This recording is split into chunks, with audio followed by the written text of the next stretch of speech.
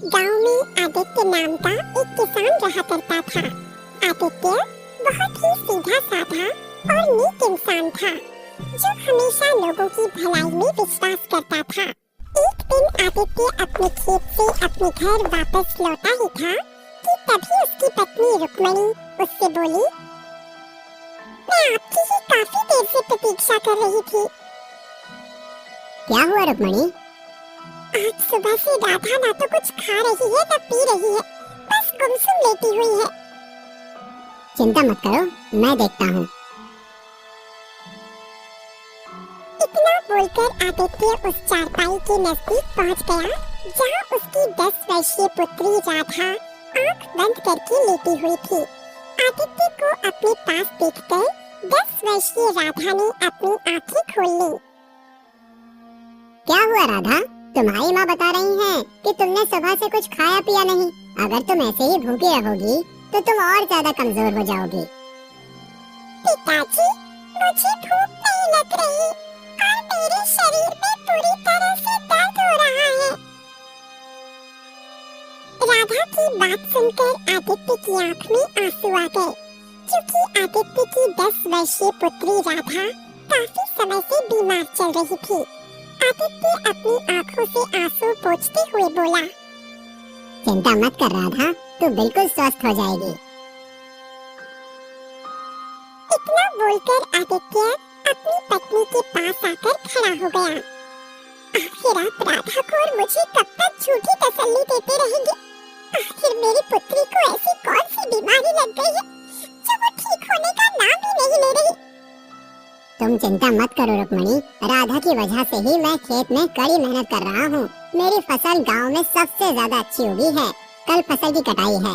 कल मैं फसल को राज्य में अच्छे दामों में बेच कर आऊंगा और उसके बाद हम अपनी पुत्री राधा का किसी अच्छे वैद्य जी के पास इलाज कराएंगे। हमारी बेटी ठीक तो हो जाएगी ना? रुक्मणी, मैं हमेशा लोगों की भलाई के बारे में सोचता हूँ और बचपन से मैंने एक ही बात सीखी है, कर भला तो हो भला। मैंने किसी का बुरा नहीं किया, तो विश्वास करो मेरे साथ भी बुरा नहीं होगा। इतना बोलकर आदित्य अपने घर से बाहर चला गया। कुछ देर तक आदित्य गहरी सोच में गुमसुम चलता हुआ एक झोपड़ी के पास खड़ा हो गया। उस झोपड़ी के बाहर एक बूढ़ा व्यक्ति बैठा हुआ था, जो कि आदित्य के गांव का एक बहुत बड़ा वैद्य था। वैद्य आदित्य की ओर देखकर बोला, क्या हुआ आदित्य? तुम्हारे चेहरे पर चिंता की लकीरें क्यों झलक रही हैं? आज मेरी पुत्री राधा ने सुबह से कुछ नहीं खाया और आज मेरी पत्नी भी मुझसे पूछ रही थी कि आखिर राधा को ऐसी कौन सी बीमारी लग गई है जो वो ठीक होने का नाम ही नहीं ले रही। इतना बोलकर आदित्य फूट फूट कर रोते हुए वैद्य से दोबारा बोला, अब मैं अपनी पत्नी से ज्यादा दिन तक झूठ नहीं बोल पाऊंगा। आदित्य की बात सुनकर वैद्य कुछ देर तक गहरी सोच में गुम रहे।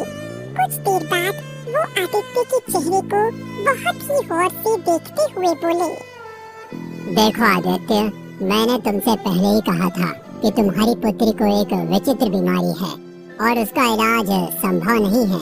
लेकिन मैं तुमसे ये नहीं कहूँगा कि तुम उसका किसी दूसरे वैद्य से इलाज नहीं करवाओ। केशव नगर राज्य में एक बहुत बड़े वैद्य रहते हैं, जो कि मेरे गुरुजी भी हैं। तुम्हें जाकर उनसे मिलना चाहिए, परंतु वहाँ जाने से पहले तुम्हें धन का इंतजाम कर लेना चाहिए। कल मैं अपनी फसल काट कर राज्य में अच्छे दामों पर बेच कर आऊंगा और फिर उसके बाद मैं अपनी पुत्री को उन्हीं वैद्य के पास ले जाऊंगा जो आपके गुरु हैं। मुझे विश्वास है कि मेरी पुत्री सही हो जाएगी। ईश्वर करे ऐसा ही हो। वैद्य की बात सुनकर आदित्य अपने घर पर चला गया।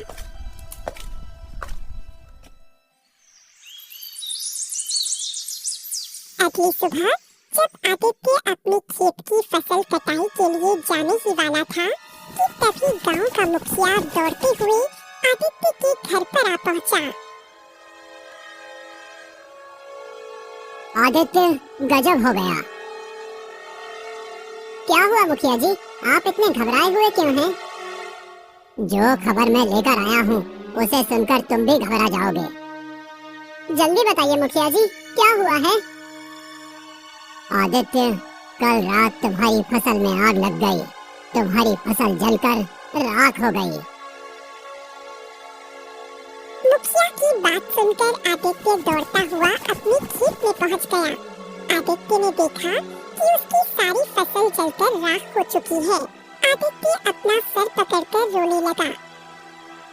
तभी वहां मुखिया आ पहुंचा।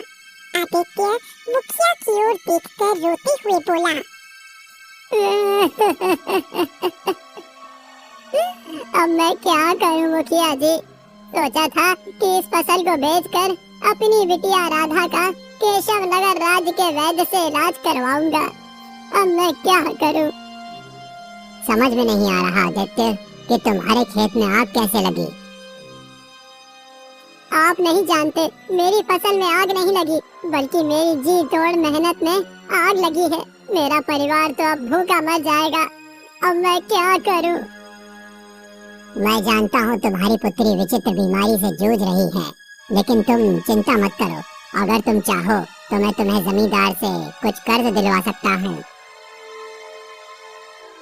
ये सुनकर आदित्य अपने आंसू पोंछते हुए बोला, मुखिया जी, मैं आपका यह एहसान जिंदगी भर नहीं भूलूंगा। मेरी पुत्री का इलाज होना बहुत जरूरी है। तो फिर चलो मेरे साथ।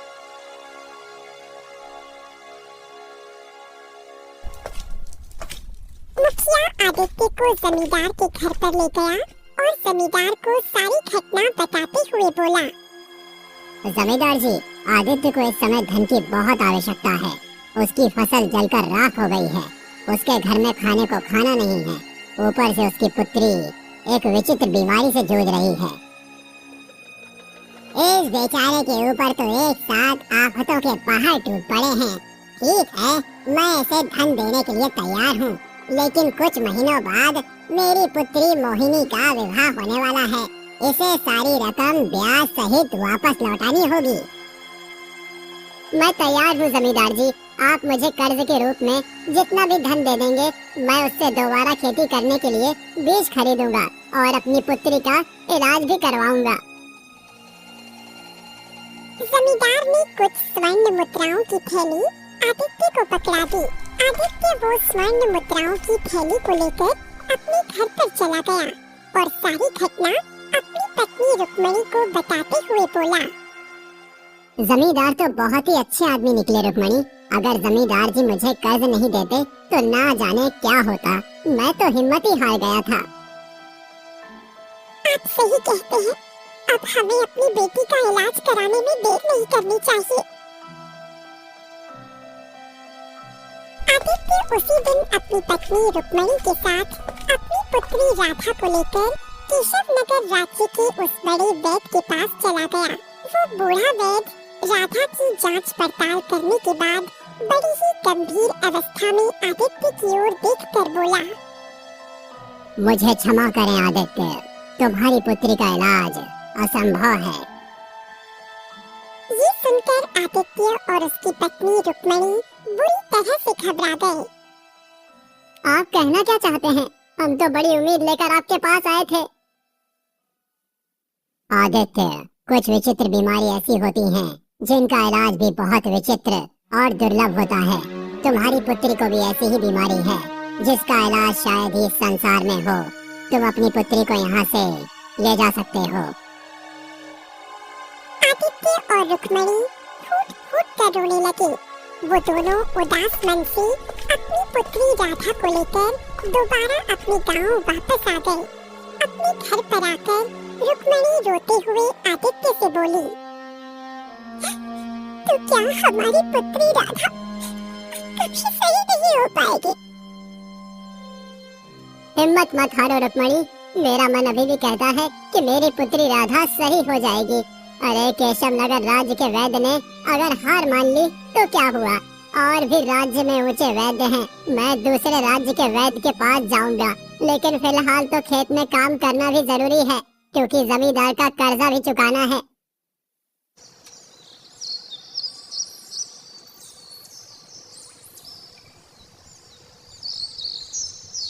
दिन आदित्य कुछ बीज खरीदकर अपने खेत में बोने गया ही था कि तभी वहाँ पर जमींदार अपने साथी बलिया के साथ आ पहुँचा और आदित्य की ओर देखकर बोला, मुझे मेरा कर्ज सूद सहित वापस चाहिए। जमींदार की बात सुनकर आदित्य बुरी तरह से चौंक पड़ा। ये आप क्या कह रहे हैं जमींदार जी? अभी परसों ही तो मैंने आपसे कर्ज लिया था। इतनी जल्दी मैं आपका कर्ज सूद सहित कैसे वापस कर सकता हूँ? आदित्य की बात सुनकर जमींदार के बगल में खड़ा हुआ बलिया जोर जोर से हंसता हुआ आदित्य से बोला, तुम मूर्ख हो आदित्य, तुमने ये भी सोचने की कोशिश नहीं की कि तुम्हारे खेतों में आग कैसे लगी। मैं तुम्हारी बात का मतलब नहीं समझा। इसकी बात का मतलब मैं तुम्हें समझाता हूँ आदित्य। दरअसल मेरी नजर तुम्हारे खेत पर काफी समय से थी। मैंने ही तुम्हारे खेत में आग लगाई थी। जमींदार की बात सुनकर आदित्य बुरी तरह से चौंक पड़ा। हाँ, मैंने आग लगाई थी। मैं जानता था कि तुम्हारी पुत्री बीमार है और उसे इलाज की बहुत ज्यादा आवश्यकता है। तुम इस गांव में घूम फिरकर कर्ज लेने के लिए मेरे ही पास आओगे और मेरी किस्मत तो देखो, मुखिया जी स्वयं तुम्हें मेरे पास ले आए। ये तो गलत है जमींदार। किसी की मुसीबत का फायदा उठाकर कभी भी कोई इंसान सुख से नहीं जी पाया। ये बातें सिर्फ सुनने में अच्छी लगती हैं आदित्य।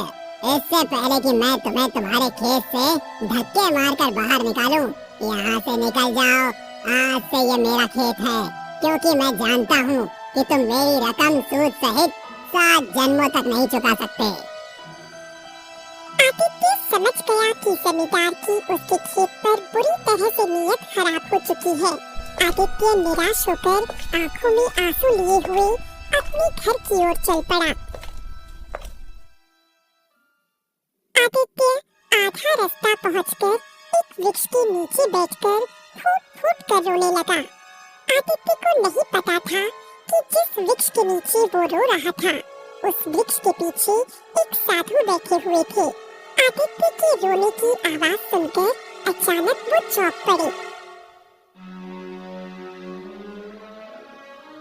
वो साधु आदित्य के पास आकर बोले, क्या हुआ? तुम रो क्यों रहे हो?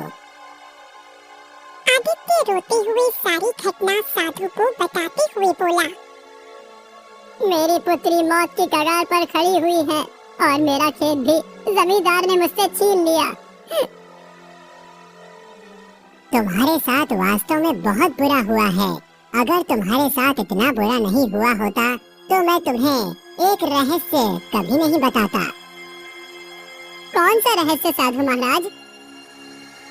एक ऐसा रहस्य जिससे तुम्हारी पुत्री की विचित्र बीमारी सही हो सकती है और तुम इतने धनवान हो सकते हो जिसकी तुम कल्पना भी नहीं कर सकते। साधु की बात सुनकर आदित्य चौंकते हुए बोला, साधु महाराज, मैं केवल यही चाहता हूँ कि मेरी पुत्री स्वस्थ हो जाए। धन का क्या है? धन तो आता जाता है। धन तो मैं कभी भी मेहनत करके भी कमा सकता हूँ। मुझे तुम्हारी ये बात बहुत अच्छी लगी। अब मेरी बात ध्यान से सुनो। यहाँ से कुछ दूर एक घना और विचित्र जंगल पड़ता है। कहते हैं कि उस विचित्र जंगल में एक बहुत ही सुंदर झील बहती है। उस झील के किनारे एक दुर्लभ जादुई कमल का फूल उगता है। वो फूल केवल वही व्यक्ति प्राप्त कर सकता है जिसका मन लोभ और ईर्ष्या से दूर हो और जिसके मन में दूसरों के प्रति प्रेम और दया की भावना हो।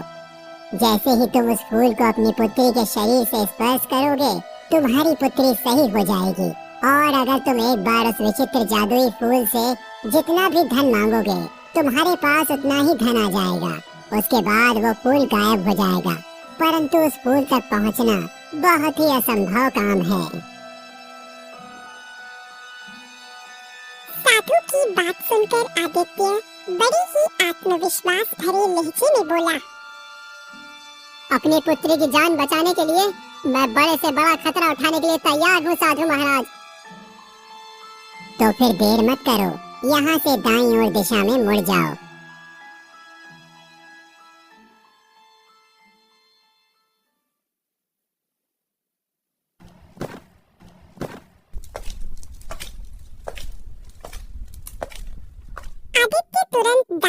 दिशा की ओर चल दिया। आदित्य सुबह से लेकर शाम तक पैदल चलता रहा। रात तक आदित्य बुरी तरह से थक चुका था। आदित्य के पैर जवाब दे चुके थे। थक हार कर आदित्य एक घने वृक्ष के नीचे कुछ देर आराम करने के लिए बैठ गया। आदित्य आराम करने के लिए बैठा ही था कि आदित्य ने देखा एक सुंदर हिरन उसकी कुछ ही दूरी पर दौड़ता हुआ आकर खड़ा हो गया। अगले ही पल झाड़ियों से एक शेरनी निकलकर हिरन के ठीक सामने आकर खड़ी होकर उसे घूरने लगी। शेरनी को देखकर हिरन बुरी तरह से डर गया। आदित्य इस दृश्य को बड़े ही गौर से देख रहा था। हिरन वहां से भागने ही वाला था कि तभी शेरनी मनुष्य की आवाज में हिरन से बोली, तुम मुझसे ज्यादा तेज नहीं भाग सकते। शेरनी के मुंह से इंसानी आवाज सुनकर आदित्य बुरी तरह से चौंक पड़ा। तभी हिरन भी इंसानी आवाज में शेर से बोला, मुझे जाने दो। नहीं, मुझे बहुत जोरों की भूख लगी है, मैं तुम्हें नहीं जाने दे सकती। तभी हिरन दया भरी नजरों से आदित्य की ओर देखते हुए बोला, तुम तो मनुष्य हो, क्या तुम मेरी जान बचा सकते हो? न जाने क्यों हिरन के ऐसा बोलने पर आदित्य को हिरन के ऊपर बहुत तरस आ गया। आदित्य शेरनी की ओर देखकर बोला, तुम तो शेरनी हो, फिर तुम इंसान की आवाज में कैसे बात कर सकती हो? मैं एक मायावी शेरनी हूँ। अगर तुम मायावी शेरनी हो तो फिर ये हिरण भी मायावी हुआ, तुम इसे छोड़ दो। मैं इसे एक ही शर्त पर छोड़ सकती हूँ। कौन सी शर्त? इसके बदले में तुम्हें अपना भोजन बनाऊंगी। क्या तुम इसके लिए तैयार हो? शेरनी की बात सुनकर आदित्य गहरी सोच में डूब गया। कुछ देर बाद आदित्य शेरनी की ओर देखकर बोला, मुझे एक विचित्र जादुई फूल की तलाश है। उस फूल के द्वारा ही मेरी बेटी की बीमारी सही हो सकती है। मुझे थोड़ा सा समय दे दो, मुझे उस फूल को अपने घर ले जाने दो। जैसे ही मेरी बेटी ठीक होगी, मैं तुरंत ही यहाँ पर आ जाऊंगा। नहीं, अगर इस हिरन की जान बचाना चाहते हो, तो फिर तुम्हें अभी और इसी समय फैसला करना होगा। आदित्य ने देखा कि हिरन की आंखों में आंसू थे। हिरन बड़ी मासूमियत भरे अंदाज में आदित्य से बोला, मेरी माँ मेरा इंतजार कर रही है। अगर मैं समय पर अपनी माँ के पास नहीं पहुँचा तो उन्हें बहुत दुख होगा, और अगर उसे पता चला कि मुझे शेर खा गया तो वो जीते जी मर जाएगी। ये दुख सुनकर आदित्य शेरनी से बोला, ठीक है, तुम इस हिरन को जाने दो, तुम मुझे खा सकती हो। कर भला तो हो भला।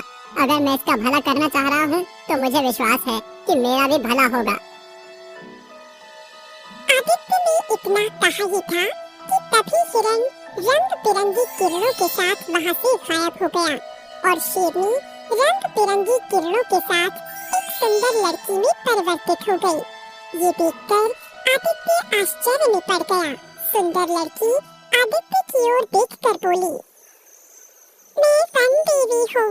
वर्षों से मनुष्य उस विचित्र और जादुई फूल की तलाश में इस स्थान पर आते हैं। मैं उनकी इसी तरह परीक्षा लेती हूँ, परंतु तुम पहले मनुष्य हो जो इस परीक्षा में पास हुए हो। अपनी आंखें बंद करो। कुछ क्षण बाद जब तुम अपनी आंखें खोलोगे तो स्वयं को एक झील के पास पाओगे। तुम्हें वो जादुई कमल का फूल उस झील के किनारे खिला हुआ मिल जाएगा। उस फूल को तोड़ने के बाद अपनी आंखें बंद कर लेना। कुछ क्षण बाद जब तुम आंखें खोलोगे तो स्वयं को अपने गांव की सीमा पर पाओगे। आदित्य ने तुरंत अपनी आंखें बंद कर ली। कुछ क्षण के बाद जब आदित्य ने अपनी आंखें खोली तो उसने अपने आप को एक सुंदर झील के नजदीक पाया, जिसके किनारे एक चमकता हुआ कमल का फूल खिला हुआ था। लगता है ये वही कमल का फूल है जिसके बारे में साधु महाराज बता रहे थे। आदित्य ने तुरंत उस कमल के फूल को तोड़ लिया और अपनी आंखें बंद कर ली। कुछ क्षण बाद जब आदित्य ने अपनी आंखें खोली तो उसने अपने आप को अपने गांव की सीमा पर पाया। आदित्य दौड़ता हुआ अपने घर की ओर चला गया। आदित्य अपने घर पहुंचा ही था कि तभी उसने देखा कि आदित्य के घर पर जमींदार पहले से मौजूद था। जमींदार रोता हुआ बोला,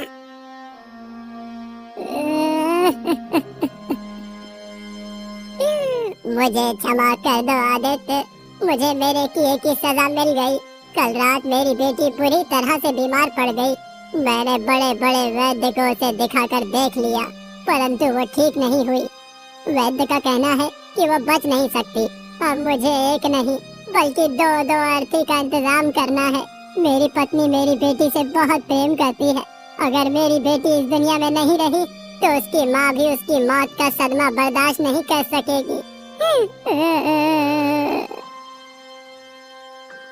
मेरे हाथ में जो ये कमल का फूल देख रहे हो, ये एक चमत्कारी फूल है। अगर इसे अपनी बेटी के शरीर से स्पर्श करोगे तो वो बिल्कुल स्वस्थ हो जाएगी। मैं इसे विचित्र जंगल से अपनी बेटी की बीमारी को ठीक करने के लिए तोड़कर लाया था। तब तो तुम्हें अपनी बेटी को ठीक करना चाहिए आदित्य। मुझसे तुम्हारा दुख देखा नहीं जा रहा। तभी वो फूल आदित्य के हाथ से गायब हो गया और रंग बिरंगी किरणों के साथ एक सुंदर पुरुष वहाँ पर प्रकट हो उठा। सुंदर पुरुष आदित्य की ओर देखकर बोला, तुम वाकई मन के सच्चे इंसान हो आदित्य। तुम्हारे कारण मैं आज श्राप से मुक्त हो गया। तुम जिस झील के किनारे से वो कमल का पुष्प तोड़कर लाए थे, मैं उस झील का मायावी राक्षस था। मैं एक दिन एक साधु की साधना को भंग कर बैठा। साधु ने क्रोध में आकर मुझे श्राप दे दिया और मैं कमल के फूल में परिवर्तित हो गया। कुछ देर बाद साधु को मुझ पर दया आ गई और उसने मुझसे कहा कि जब भी कोई व्यक्ति जिसका मन सोने की तरह शुद्ध होगा तुझे तोड़ेगा तो श्राप से मुक्त हो जाएगा। तुमने मुझे श्राप से मुक्त किया है आदित्य। मांगो, क्या मांगते हो? पहले तो मैं ये चाहता था कि मेरी बेटी की बीमारी सही हो जाए, परंतु अब मैं चाहता हूँ कि जमींदार की बेटी की बीमारी भी सही हो जाए। तुम इससे अधिक और भी मांग सकते हो। बस मैं यही चाहता हूँ कि मैं जीवन भर स्वस्थ रहूं, क्योंकि मनुष्य का असली धन स्वास्थ्य होता है। ठीक है आदित्य, ऐसा ही होगा। इतना बोलकर वो सुंदर पुरुष वहाँ से गायब हो गया और आदित्य की बेटी ठीक हो गई। जमींदार आदित्य की ओर देखकर बोला, मुझे माफ कर दो आदित्य। मैंने तुम्हारे साथ कितना गलत किया, उसके बाद भी तुमने मेरी मदद की। मैं तुम्हारे खेत वापस करता हूँ और तुम्हें दिया हुआ कर्ज भी मैं माफ करता हूँ। इतना बोलकर जमींदार वहाँ से चला गया। घर पर आकर उसने देखा उसकी बेटी भी स्वस्थ हो चुकी थी।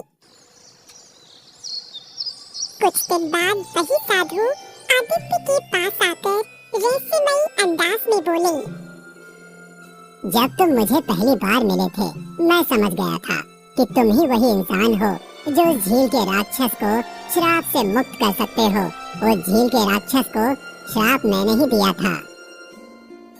साधु की बात सुनकर आदित्य मुस्कुराने लगा और साधु भी मुस्कुराते हुए वहाँ से चले गए।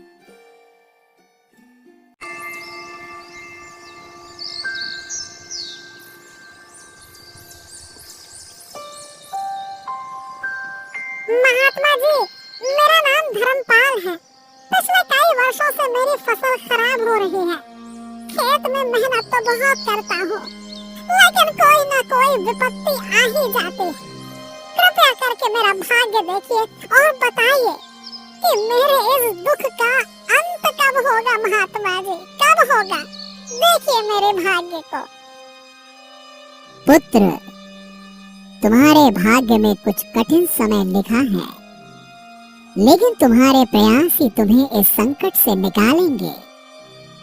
अगली अमावस्या के बाद से शुभ समय शुरू होगा।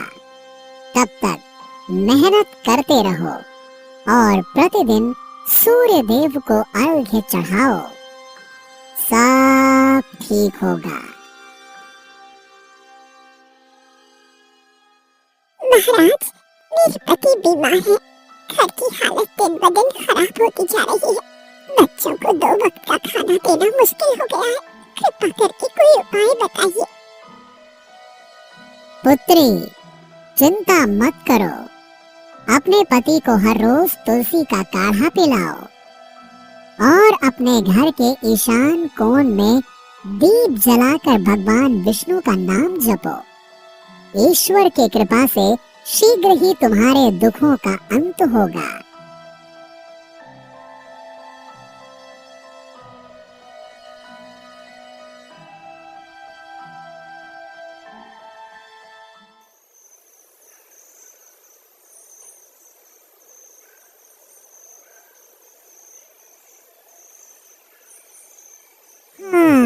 रेखा, इतना सब कुछ होते हुए भी हमारे जीवन में ये खालीपन क्यों है? भगवान ने हमें इतना दिया, पर वो खुशी नहीं दी जिसका इंतजार सालों से कर रहे हैं। आप ठीक कह रहे हैं जी। धन दौलत और ऐशो आराम तो भरपूर है, लेकिन माँ बनने का सुख वो तो मेरे नसीब में नहीं लिखा। शायद मैं खुद को ही दोषी मानती हूँ इसके लिए। अरे अरे अरे, ऐसा मत कहो रेखा, ऐसा मत कहो। इसमें तुम्हारा क्या दोष है? मैंने तो हमेशा यही चाहा कि हमारा परिवार पूरा हो, एक बच्चा हमारे जीवन को रोशनी से भर दे। हाँ, लेकिन लगता है कि भगवान हमसे कुछ और ही चाहते हैं। कभी कभी सोचती हूँ, काश कोई रास्ता होता, कोई उपाय जिससे हमारी अधूरी ख्वाहिश पूरी हो जाती। हर दिन जब आसपास के बच्चों की किलकारियां सुनती हूँ तो मेरा दिल टूट जाता है। देखो रेखा, हमें धैर्य रखना होगा। भगवान के घर देर है, अंधेर नहीं। हो सकता है हमारी प्रार्थनाओं का उत्तर जल्द ही मिले।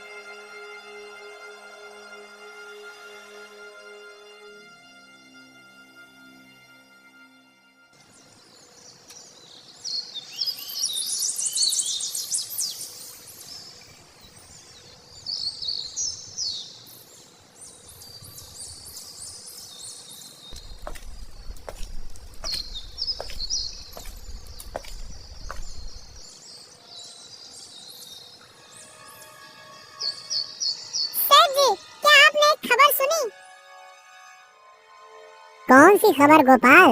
ऐसा क्या हो गया? सेठ जी, सुना है कि नगर के बाहर एक बहुत ही ज्ञानी महात्मा आए हैं। लोग कहते हैं कि वो दूर दूर तक प्रसिद्ध हैं। उनकी कही हुई हर एक बात सच हो जाती है।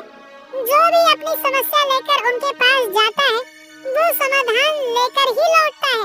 सेठ जी, आप भी। क्या ये सच है? कौन है ये महात्मा और कहाँ ठहरे हुए हैं? सेठ जी, वो बड़े वृक्ष के पास जो आश्रम है ना, वहाँ ठहरे हैं, जहाँ लोग अपना दुख लेकर जाते हैं। कल मैंने अपने पड़ोसी के बारे में सुना जो उनके पास गया था। महात्मा जी ने उसे ऐसा उपाय बताया कि उसकी वर्षों पुरानी समस्या भी हल हो गई। रेखा, रेखा, सुना तुमने? हाँ, शायद यही हमारे प्रश्न का उत्तर हो।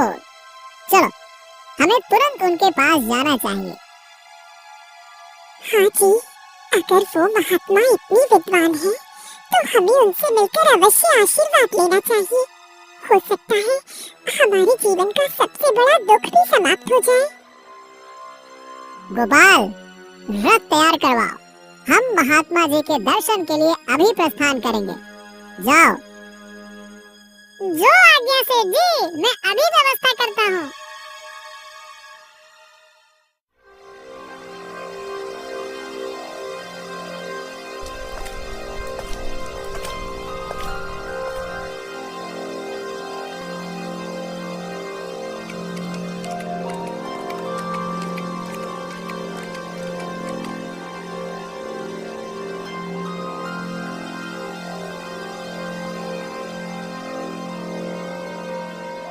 गुरुदेव, गुरुदेव, गुरुदेव।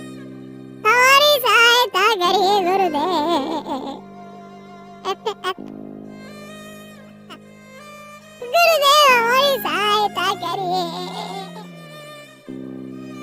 बस बस बस बस बस, देखो बेटा, अब तुम रोना बंद करो और बताओ कि तुम्हारी क्या समस्या है। मैं अवश्य ही तुम्हारे दुख का कोई ना कोई समाधान बताऊंगा। गुरुदेव, गुरुदेव मेरी कोई संतान नहीं है। हम दोनों को अंदर ही अंदर ये चिंता खाए जा रही है। हमने आपका बहुत ही नाम सुना है, तभी हम आपके पास आए हैं।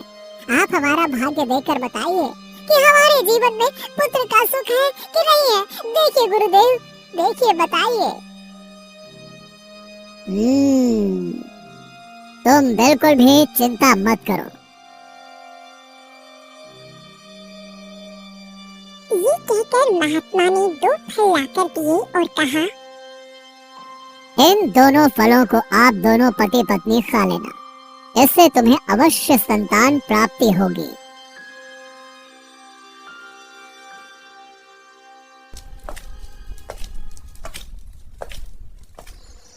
कुछ महीनों के बाद ऐसा ही हुआ और 1 साल के बाद सेठ के घर एक बेटे ने जन्म लिया। सेठ और उसकी पत्नी बहुत ही खुश थे। वाह वाह वाह वाह वाह वाह, देखो तो कितना प्यारा बच्चा है। हाँ, हाँ। अरे उन महात्मा की बात बिल्कुल सही निकली रेखा, बिल्कुल सही निकली। अति आनंदित, अति आनंदित। जी हाँ, आप सही कह रहे हैं। रेखा, क्यों ना उन महात्मा को बुलाकर उनकी सेवा की जाए और हमारा बेटे का नामकरण भी उन्हीं से कराया जाए। क्या कहती हो?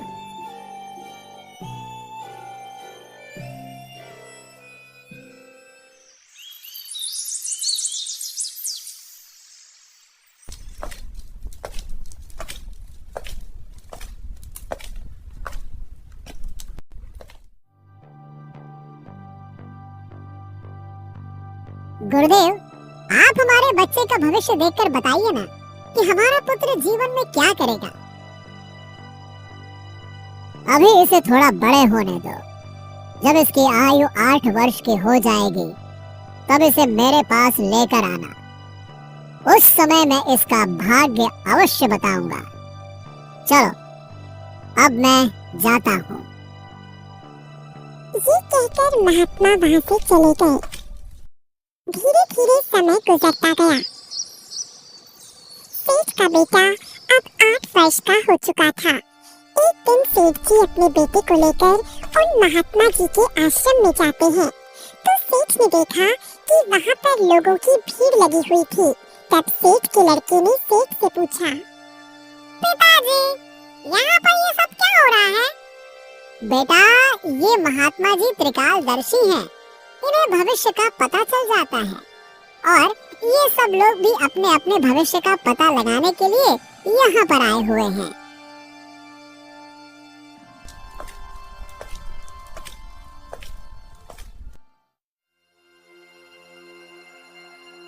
गुरुदेव, मैंने सुना है कि आप सबका भविष्य देखते हैं। आप मेरा भी भविष्य देखिए ना। अवश्य बेटा, तुम मेरे सामने बैठो, मैं तुम्हारा भाग्य देखकर बताता हूँ। महात्मा ने अपनी दिव्य दृष्टि से सेठ के पुत्र के माथे को देखा। महात्मा ने गणना की तो देखा कि उस सेठ के पुत्र का विवाह तो एक गरीब कुल की कन्या से होना लिखा है। हाँ, अब क्या होगा? ये बच्चा तो एक बड़े ही ऊंचे खानदान का लड़का है और उसका विवाह एक गरीब कुल की लड़की से होगा। महात्मा ने ये सारी बातें उस सेठ को बता दी। सेठ ने जब ये सारी बातें सुनी तो कहने लगा, क्या? नहीं नहीं नहीं, मैं ऐसा नहीं होने दूंगा।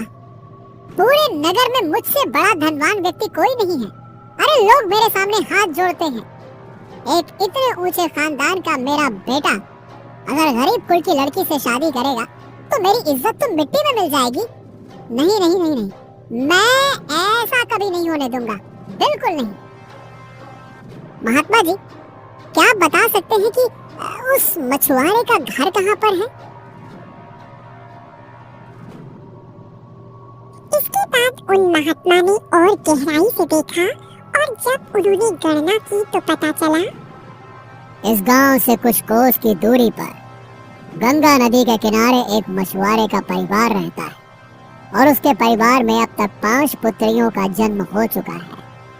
और जो मछुआरे की 5वीं कन्या है, जिसकी उम्र मात्र 2 साल है, जिसका नाम उस मछुआरे ने शकुंतला रखा है, आपके पुत्र का विवाह उसी लड़की से होगा, ऐसा तुम्हारे बेटे के भाग्य में लिखा है। ओह, तो मैं अपने पुत्र के भाग्य को अवश्य बदल दूंगा और मैं इसमें समर्थ भी हूँ। जब मैंने अपने पुत्र के भाग्य को जान ही लिया है तो फिर तो मैं इसे बदल भी सकता हूँ ना। ठीक है। गुरुदेव, अब मैं भी देखता हूँ कि भाग्य बड़ा है या फिर मैं। तब सेठ ब्रह्मा जी के लिखे हुए विधान को बदलने के लिए चल पड़ता है। सेठ एक ब्राह्मण का वेश धारण करता है और चलते चलते उस मछुआरे के घर पहुंच जाता है। अब मुझे गरीब की कुटिया में आप पधारे हैं, ये तो मेरे लिए सौभाग्य की बात है। आप अंदर आइए ना, मैं आपके लिए जलपान की व्यवस्था करता हूँ। आइए। अरे नहीं, इसकी कोई आवश्यकता नहीं। मछुआरे, मैं किसी खास उद्देश्य से तुम्हारे पास आया हूँ। मैं जानना चाहता हूँ कि तुम्हारे घर में कोई 2 साल की कन्या है। हाँ, मेरी छोटी बेटी 2 साल की है। तो क्या उसका नाम शकुंतला है? हाँ जी सेठ जी, उसका नाम शकुंतला है। मछुआरे, मेरा गुरु एक त्रिकालदर्शी महात्मा है। उन्हीं के कहने पर मैं यहाँ पर आया हूँ, क्योंकि उन्हें मालूम है कि तुम पर एक घोर संकट आने वाला है। जब तक तुम्हारी सबसे छोटी बेटी तुम्हारे घर में रहेगी, तब तक तुम्हें पुत्र की प्राप्ति नहीं होगी। तुम अपने घर के आंगन में बेटे को खिलता हुआ देखना चाहते हो, तो तुम्हें अपनी छोटी बेटी को घर से दूर भगाना होगा। बोलो। अब सेठ जी, अभी तो वो छोटी सी बालिका है, उसकी आयु तो अभी मात्र 2 वर्ष है। मैं उसे ऐसी हालत में भला कहाँ छोड़ सकता हूँ? कोई भी अपने बच्चों के साथ भला ऐसा कैसे कर सकता है? अरे मछुआरे, जब मैं तुम्हें ये बता सकता हूँ कि तुम्हारे घर में तुम्हारी 2 साल की बेटिया का नाम शकुंतला है, तो मैं तुम्हारी सहायता भी कर सकता हूँ। देखो, बात असल में ये है कि मेरी कोई भी संतान नहीं है। तुम ऐसा करो कि अपनी बेटी को मुझे दे दो, मैं इसका पालन पोषण करूंगा और जब ये बड़ी हो जाएगी तो मैं एक अच्छा सा वर ढूंढकर इसका विवाह भी करवा दूंगा। बस बात बन जाएगी, क्यों? तब वो मछुआरा पंडित की बातों में आ गया और पुत्र पाने की इच्छा में उसने अपनी नवजात कन्या को पंडित को सौंप दिया। पंडित मन ही मन बहुत ही खुश हुआ। अब पंडित के वेश में आया हुआ वो सेठ मछुआरे के घर से कन्या को लेकर चल पड़ा। चलते चलते वो सोचने लगा, हाँ, अगर मैंने इस कन्या को मार दिया तो मुझ पर बाल हत्या का पाप लगेगा। तो क्यों न मैं ऐसा करूं कि इस नवजात कन्या को एक बक्से में बंद करके नदी में बहा दूं। इस तरह से मुझे इससे छुटकारा भी मिल जाएगा और मुझे बाल हत्या का पाप भी नहीं लगेगा। हाँ।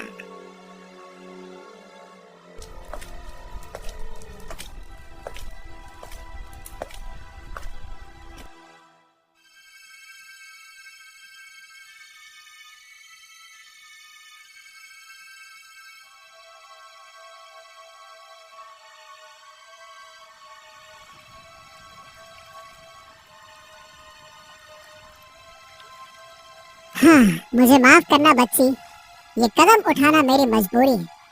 मेरा बेटा तुम्हारे कारण गरीब कुल में नहीं बन सकता। मैं तुम्हें यहाँ से दूर भेजकर अपने परिवार को बचा रहा हूँ। मुझे माफ करना, मुझे माफ करना।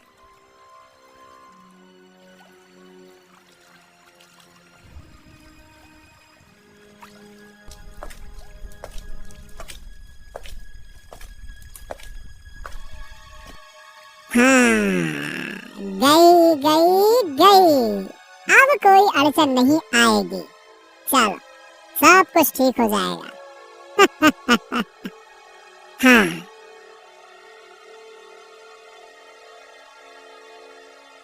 अब सेठ निश्चिंत हो चुका था कि उसके बेटे का विवाह एक गरीब कुल की कन्या से नहीं होगा। निश्चिंत होकर सेठ वापस अपने घर लौट गया। इधर किस्मत ने ऐसा खेल खेला कि वो बक्सा जिसमें कन्या रखी हुई थी नदी में बहता जा रहा था। कुछ कोस दूर पहुंचने पर गंगा नदी में एक ब्राह्मण स्नान करने आए हुए थे। जब उन्होंने देखा कि नदी में एक बक्सा तैरता हुआ उनकी तरफ आ रहा है तो उन्होंने तुरंत उस बक्से को पकड़ लिया। अरे राम राम राम राम, इतना छोटा बच्चा! अरे कैसे इंसान है जो इसे पानी में फेंक दिया? ए गंगा मैया, आपने मेरी प्रार्थनाएं सुन ली। ये कन्या मेरी गोद भरने के लिए आपने भेजी है। ये मेरे जीवन की सबसे बड़ी खुशी है। हाँ, जय गंगा मैया। असल बात ये थी कि वो एक निसंतान ब्राह्मण था। उसकी कोई औलाद नहीं थी। वो प्रतिदिन गंगा मैया से यही प्रार्थना करता था कि उसकी कोई संतान हो। ये कौन है? अरे भाग्यवान भाग्यवान! अरे मैं रोज गंगा मैया से प्रार्थना करता था कि हमारे यहाँ संतान हो। अरे देखो तो सही, आज गंगा मैया ने हमें एक कन्या दे दी। ये देखो, आज से हम इसका पालन पोषण करेंगे। ये हमारी ही कन्या होगी।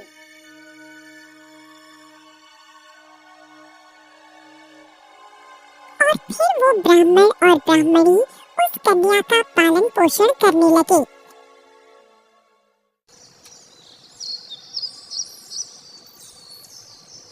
समय बीता और वो कन्या अब धीरे धीरे बड़ी होने लगी। कुछ वर्षों के पश्चात ही उसकी आयु विवाह के योग्य हो गई। तब ब्राह्मण की पत्नी ने ब्राह्मण से कहा, सुनिए जी, अब हमारी बिटिया विवाह के योग्य हो गई है। आपको इसके विवाह की कोई चिंता नहीं। मेरी मानिए और जल्द से जल्द इसके लिए कोई अच्छा सा वर ढूंढकर इसके हाथ पीले कर दीजिए। और फिर ब्राह्मण अपनी बेटी के लिए एक योग्य वर की तलाश करने लगा। इस काम के लिए वो आसपास के कई गांवों में गया, पर बात नहीं बनी। फिर वो चलते चलते एक दिन उस नगर में जा पहुंचा जहाँ सेठ मूलचंद रहता था। ब्राह्मण ने वहाँ के लोगों से पूछा, क्यों भाई, क्या तुम्हारे नगर में विवाह योग्य कोई अच्छा रिश्ता है? हाँ, हमारे नगर में सेठ मूलचंद का बेटा जिसका नाम एकलव्य है, वो भी विवाह के योग्य है। और तुम एक ब्राह्मण हो और ऊंचे कुल के हो, तुम्हें अवश्य ही सेठ जी से जाकर मिलना चाहिए। क्यों? ब्राह्मण सेठ जी का घर ढूंढता हुआ वहाँ आ पहुँचा। जब वो सेठ मूलचंद से मिला तो कहने लगा, सेठ जी प्रणाम। मैं जाति से एक ब्राह्मण हूँ और मेरी कन्या विवाह के योग्य है। क्या आप अपने बेटे एकलव्य का विवाह मेरी पुत्री से करना पसंद करेंगे? बताइए। सेठ को जब ये पता चला कि एक उच्च कुल का ब्राह्मण स्वयं उसके पुत्र के लिए रिश्ता लेकर आया है, तो सेठ मन ही मन बहुत प्रसन्न हुआ। वो सोचने लगा, क्या कहाँ तो मेरे बेटे के भाग्य में एक गरीब मछुआरे खानदान की लड़की लिखी थी, और कहाँ ये उच्च कुल का ब्राह्मण स्वयं मेरे बेटे के लिए रिश्ता लेकर आया। सेठ तुरंत ही इस विवाह के लिए तैयार हो गया। जल्द ही विवाह की तिथि निकाली गई और बड़ी धूमधाम के साथ ब्राह्मण की बेटी जिसका नाम शकुंतला था। उसका विवाह एकलव्य से हो गया। हाँ, देखा, मैंने अपने पुत्र का भाग्य बदल दिया। जो उस महात्मा ने कहा था, मैंने वो पलट दिया। लेकिन सेठ ये नहीं जानता था कि विधि के विधान को कोई नहीं मिटा सकता। स्वयं विधाता भी अपने लिखे को नहीं मिटा सकते। जो जिसके भाग्य में लिखा गया है वो तो होकर ही रहेगा। इस तरह आज उस सेठ के पुत्र का विवाह उस कन्या से हुआ जिसे सेठ ने पानी में बहा दिया था।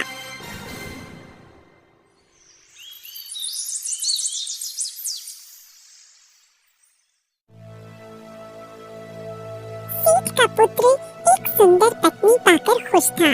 वो कन्या भी एक सुंदर पति पाकर खुश थी और सेठ इस बात से खुश था कि मैंने अपने बेटे का भाग्य बदल दिया।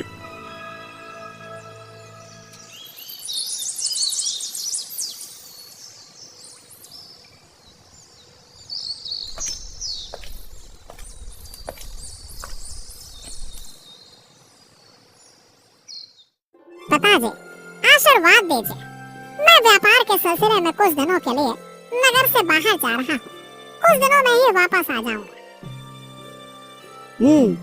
ठीक है बेटा, मेरा आशीर्वाद तुम्हारे साथ है। जाओ, अच्छे से जाना है ना। जाओ।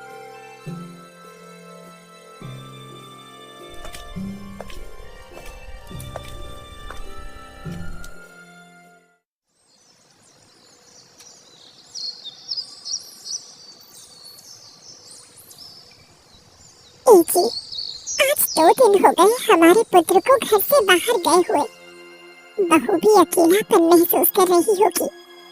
क्यों ना बहू को लेकर आश्रम में गुरुदेव से मिलकर आइए।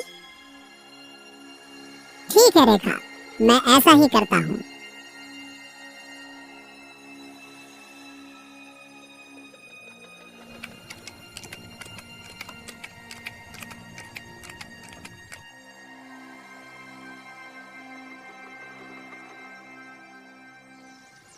गुरुदेव गुरुदेव, प्रणाम प्रणाम।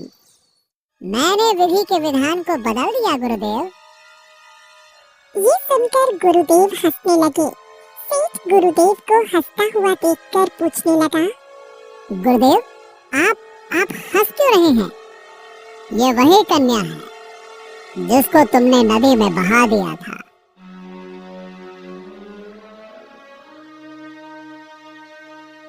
क्या ये वही लड़की है मछुआरे की जिसे मरने के लिए मैंने नदी में बहा दिया था? फिर भी ये मेरे घर में मेरी पुत्र वधू बनकर कैसे आ गई?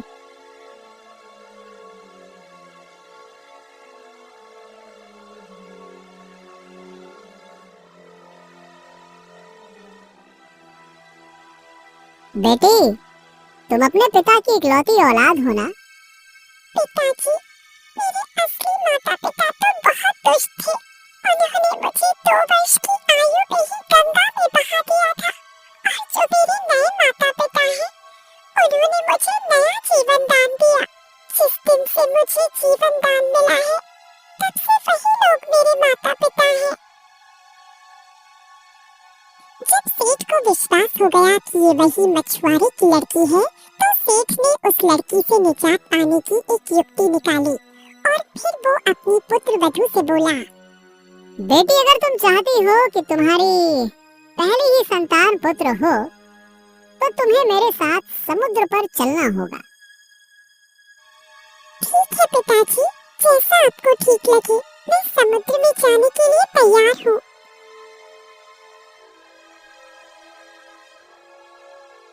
वो समुद्र में जाने के लिए तैयार हो गई। जब ससुर और पुत्र वधू दोनों समुद्र में पहुँचे, तो सेठ ने अपने हाथ से एक अंगूठी निकाली और कहने लगा, बेटी, ये जो अंगूठी मेरे हाथ में है ना, ये मुझे मेरे गुरुदेव ने दी है। ये कहकर सेठ ने वो अंगूठी समुद्र की तरफ उछाल दी और कहने लगा, बेटी, मेरे गुरुदेव ने कहा था कि जिस दिन तुम्हें ये अंगूठी मिल जाए, उसी दिन तुम अपने घर वापस आ सकती हो। और यदि तुम्हें ये अंगूठी नहीं मिली और फिर भी तुम अपने पिता के घर गई या अपने ससुराल वापस आ गई तो तुम अपने पति को खो दोगी। इसीलिए जब तक तुम्हें ये अंगूठी नहीं मिल जाए तुम इन दोनों जगहों में से कहीं नहीं जा सकती हो, ना ही अपने मायके और ना ही अपने ससुराल। यदि तुम मेरी बात मानोगी तो अवश्य ही तुम्हें पुत्र की प्राप्ति होगी और तुम्हारा भाग्य भी जाग उठेगा। समझी बेटिया?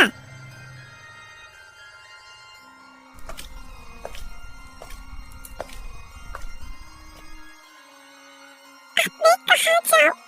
ना मेरे पास अंगूठी है और ना कोई सहारा। पति के घर लौटने का कोई उपाय नहीं बचा और पिताजी के आश्रम में भी कैसे जाऊंगी? कोई रास्ता नहीं सूझ रहा। हे भगवान, मेरी मदद करो।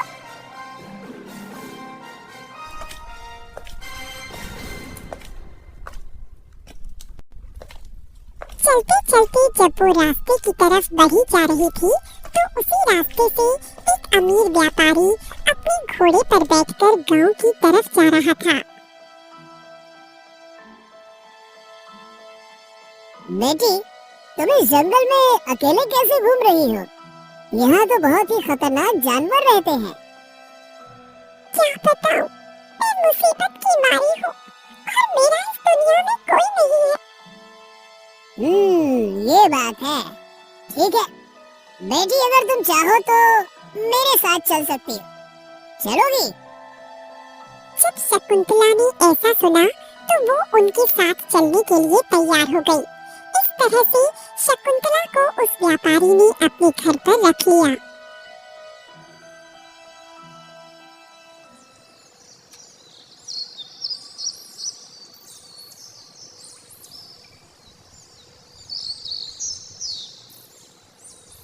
काफी समय बीतने के बाद सेठ का लड़का अपने घर वापस लौटा तो उसने अपने पिता से अपनी पत्नी के बारे में पूछा।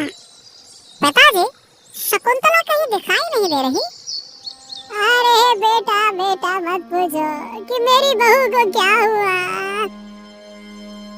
अरे तुम्हारी पत्नी गंगा स्नान करते समय गंगा में डूब गई और उसकी मृत्यु हो गई।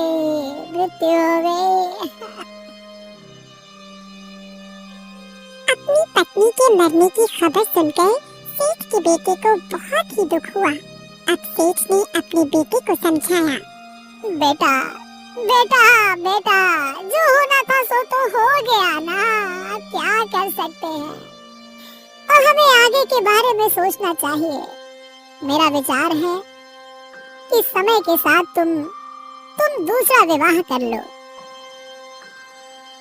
बेटा भी अपने पिता की बात पर राजी हो गया और फिर हुआ यूं कि जिस गांव में वो व्यापारी रहता था, सेठ के बेटे के लिए उसी गांव से एक रिश्ता आया।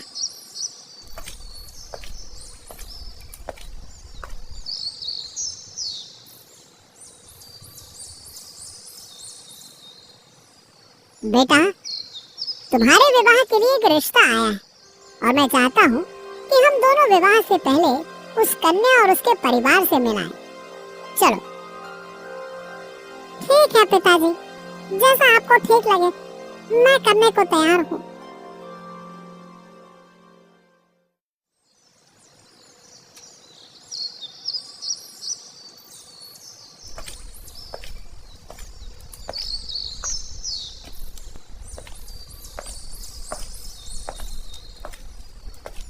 बेटा, तुम्हारा रिश्ता करने से पहले मैं चाहता हूँ कि इस गांव में जो मेरा मित्र रहता है, एक बार हम उससे मिलाएं। अरे काफी समय हो गया, उससे मुलाकात नहीं हुई। हाँ ठीक है पिताजी। फिर सेठ और उसका बेटा दोनों उस व्यापारी के घर की तरफ चल पड़े। अब उस अंगूठी का हाल भी सुनिए, जो सेठ ने समुद्र में गिराई थी। हुआ यूं कि वो अंगूठी समुद्र में तैरती एक मछली ने निकल ली। वो मछली उस मछुआरे के जाल में जा फंसी, जो शकुंतला के असली पिता हैं। व्यापारी उस मछली को लेकर अपने घर पहुंचा और उसने शकुंतला से कहा, बेटी, मेरा मन आज मछली खाने को हो रहा है। क्या तुम मेरे लिए मछली बना दोगी? मैंने आज तक स्वयं कभी मांस नहीं खाया, लेकिन मैं आपके लिए अवश्य बना दूंगी। ये कहकर वो मछली को लेकर रसोई घर में चली गई। मछली पकाने के लिए जैसे ही उसने मछली को काटा तो मछली के पेट में से वो अंगूठी निकल आई।